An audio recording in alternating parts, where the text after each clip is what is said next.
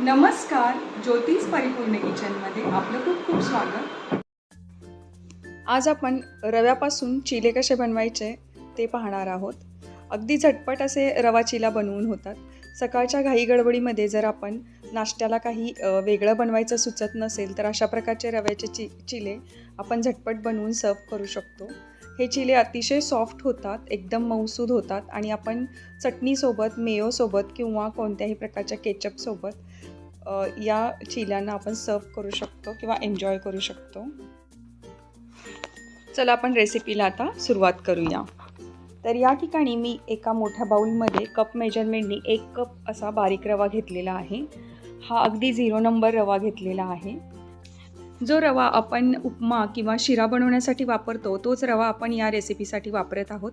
जर तुमच्याकडे 0 नंबरचा रवा नसेल तर तुम्ही मोठा रवा मिक्सरमध्ये बारीक करून घेऊ शकता. आता या ठिकाणी आपण रवा भिजवण्यासाठी ताक वापरणार आहोत. तर ते ताकसुद्धा मी कप मेजरमेंटने 1 कप घेतलेलं आहे. आता आपल्याला टेस्टसाठी यामध्ये हिरवी मिरची आणि आलं वाटून घालायचं आहे. तर या ठिकाणी 2 ते 3 हिरव्या मिरच्या आणि अर्धा इंच आलं मी बारीक कट करून घेतलेलं आहे. आता हे वाटण आपलं तयार आहे. तर हेच आपण वाटण आता आपल्या रव्यामध्ये मिक्स करणार आहोत.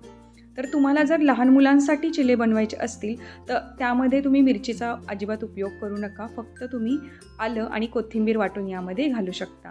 तर या ठिकाणी मी सर्वांसाठी चिले बनवत आहे, त्यामुळे मी या ठिकाणी 2 ते 3 हिरव्या मिरच्या आणि आलं हे बारीक वाटून घेतलेलं आहे.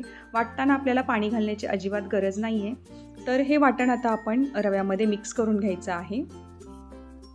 आता आपल्याला यामध्ये रंग चांगला येण्यासाठी हळद घालायची आहे. अर्धा चमचा हळद आपण याच्यामध्ये घातलेली आहे. आपण चवीप्रमाणे मीठ घालूया. आता मीठ घालून झाल्यानंतर आपण 2 चमचे यामध्ये तेल घालायचं आहे. तेलामुळे चिल्यांना सॉफ्टनेस येतो. तर त्यासाठी आपण कच्चं तेल याच्यामध्ये घातलेलं आहे. आता आपण सर्व इन्ग्रेडियंट्स एकत्र करायचे आहेत आणि याला आपण ताकामध्ये भिजवून घ्यायचं आहे. तुमच्याकडे ताक नसेल, दही असेल तर तुम्ही दही आणि पाणी मिक्स करून याच्यामध्ये वापरू शकता. तर या ठिकाणी मी कप मेजरमेंटनी 1 कप एवढं ताक याच्यामध्ये घातलेलं आहे. ताक आपलं आंबट असेल तर आणखीन छानच, म्हणजे आंबट ताकामुळे चिल्यांना आणखीन छान टेस्ट येते. तर आता हे सर्व इन्ग्रेडियंट्स आपण अशा प्रकारे व्यवस्थित मिक्स करून घ्यायचे. याच्यातल्या सर्व गाठी मोडून घ्यायच्या आणि रवा एकसारखा भिजवून घ्यायचा. आता हे मिश्रण थोडंसं घट्ट वाटत आहे, त्यामुळे मी यामध्ये अजून अर्धा कप एवढं ताक घालणार आहे. तर अर्धा कप ताक घालूया आणि परत एकदा याला व्यवस्थित मिक्स करून घेऊया. आपल्याला याची कन्सिस्टन्सी फ्लोई ठेवायची आहे. जर आपण याची कन्सिस्टन्सी जास्त घट्ट ठेवली तर आपल्याला चिला पसरवताना अवघड जातं. त्यासाठी आपण याला थोडंसं पातळ असं बनवून घ्यायचं आहे. तर आता रवा छान मिक्स झालेला आहे ताकाबरोबर. आपण कन्सिस्टन्सी पाहूया. या प्रकारे आपल्याला चमच्याने चेक करायचं. अशा प्रकारे याची कन्सिस्टन्सी ठेवायची आहे. तर आता हे बॅटर आपण झाकून थोडा वेळ भिजण्यासाठी ठेवून देऊया. तोपर्यंत आपण या चिल्यांना लागणारी चटणी बनवूया. तर चिल्यासोबत ओल्या खोबऱ्याची चटणी खूप सुंदर लागते. या ठिकाणी मी अर्धा नारळ घेतलेला आहे, त्याचे छोटे छोटे पीसेस करून घेतलेले आहे. त्याचसोबत 2 हिरव्या मिरच्या आणि थोडीशी कोथिंबीरसुद्धा घेतलेली आहे. आता हे सर्व आपल्याला बारीक वाटून घ्यायचं आहे. तर मिक्सरच्या छोट्या भांड्यामध्ये मी हे सर्व आता एकत्र करत आहे. तर आपल्याला हे वाटण एकदम स्मूथ वाटून घ्यायचं आहे. चटणी एकदम स्मूथ वाटून घ्यायची आहे. आता वाटण करताना आपण यामध्ये साखर आणि मीठसुद्धा मिक्स करायचं आहे.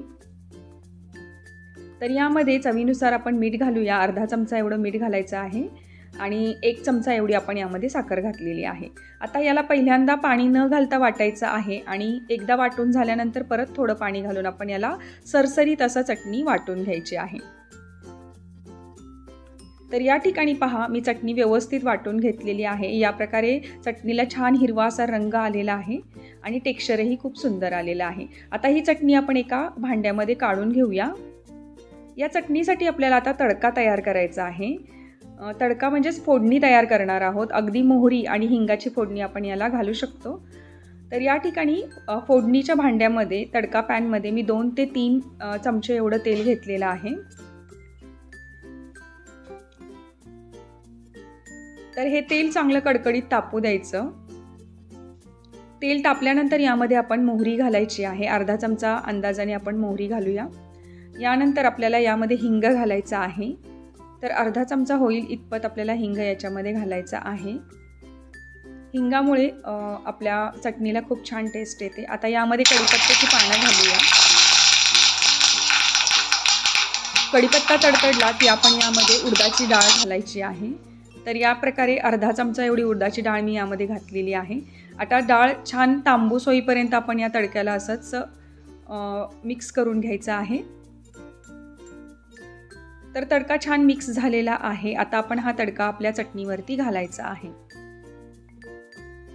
तर चटणीवरती आपण तडका व्यवस्थित मिक्स करून घेऊया. तडका गरम असतानाच या चटणीवर घालायचा, म्हणजे फोडणी छान बसते आणि सुगंधसुद्धा चटणीला खूप सुंदर येतो.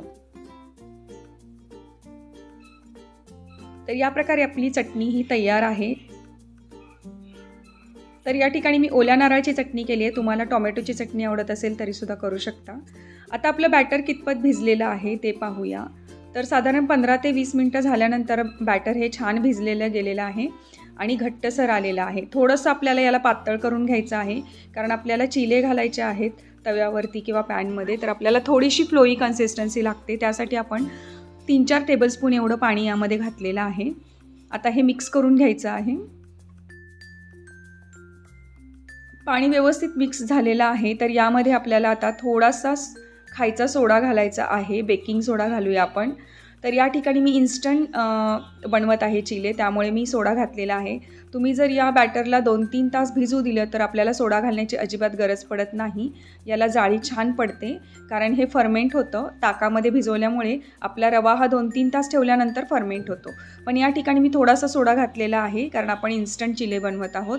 तर आता पॅन गरम करून घ्यायचा आहे. पॅन व्यवस्थित गरम झाल्यानंतर आपण एक चमचा यामध्ये तेल घालायचं आहे आणि हे तेल व्यवस्थित असं पसरवून घ्यायचं. पूर्ण आपण हा पॅन ग्रीस करून घ्यायचा आहे तेलाने. तेल लावलं की आपले चिले हे पटपट निघून येतात, पॅनला चिकटून बसत नाही. तर आपण चिला घालताना पहिल्यांदा गॅस हा एकदम बारीक करायचा, म्हणजे पॅन तापल्यानंतर गॅस हा लो करून घ्यायचा आणि त्यानंतर 2 पळी एवढं बॅटर आपण पॅनमध्ये घालायचं आहे आणि हलक्या हाताने आपल्याला याला गोल आकारामध्ये पसरवून घ्यायचं आहे. तर व्हिडिओमध्ये दाखवले त्याप्रमाणे आपण अगदी हलक्या हाताने याला पसरवून घ्यायचं आहे.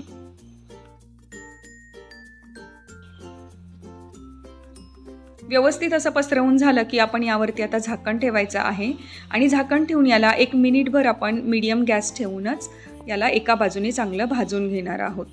तर चिला आपला एका बाजूने भाजलाय हे लक्षात येतं. वरून असं पाण्याचे थेंब झाकणातून आत वाजायला सुरुवात होतात.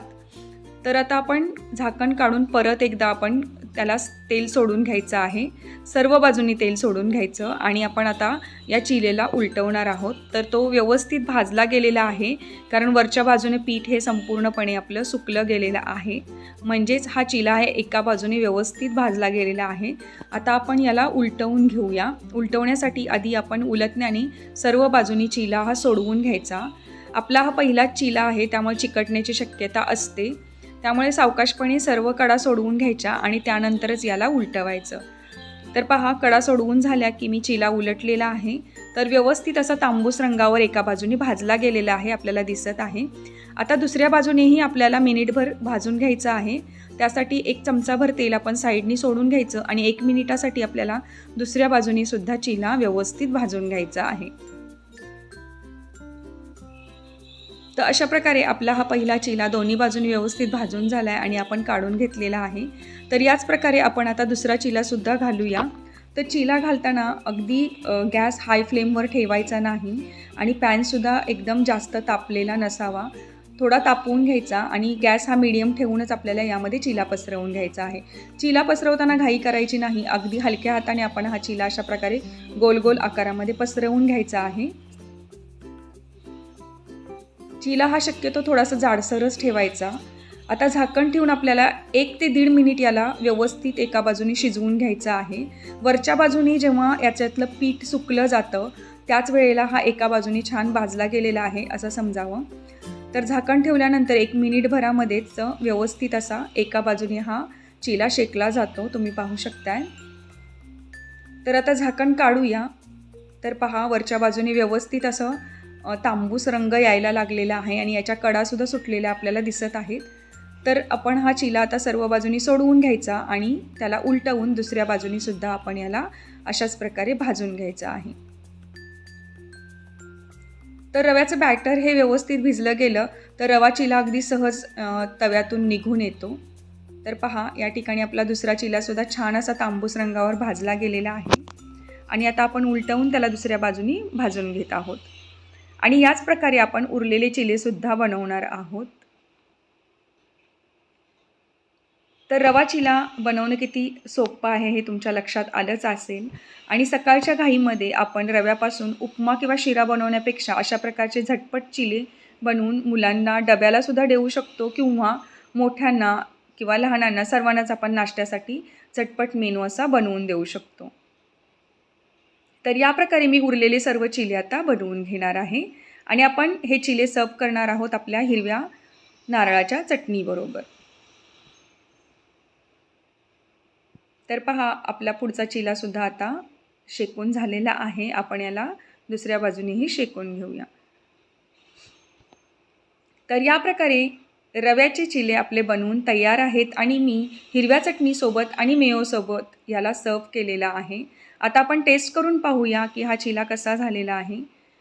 तर पहा, किती मऊ लुसलुशीत असा चिला झालेला आहे आणि टेस्टला तर एक नंबर झालेला आहे. आपण याला केचपसोबत किंवा मेयोसोबतसुद्धा एन्जॉय करू शकतो, कारण लहान मुलांना मेयो भरपूर आवडतं आणि त्यासोबत आपण यांना अशी वेगवेगळे प्रकार करून देऊ शकतो. तर ही रेसिपी तुम्हाला कशी वाटली हे कमेंट करून मला नक्की सांगा. आवडल्यास रेसिपीला लाईक करा, जास्तीत जास्त शेअर करा आणि चॅनलवर अजून नवीन असाल तर चॅनलला सबस्क्राईबसुद्धा करा. त्यासोबत बेल आयकनसुद्धा प्रेस करा, म्हणजे येणाऱ्या नवीन व्हिडिओचं तुम्हाला नोटिफिकेशन मिळेल. भेटूया आपण नवीन रेसिपीसोबत पुढच्या व्हिडिओमध्ये. तोपर्यंत बाय बाय.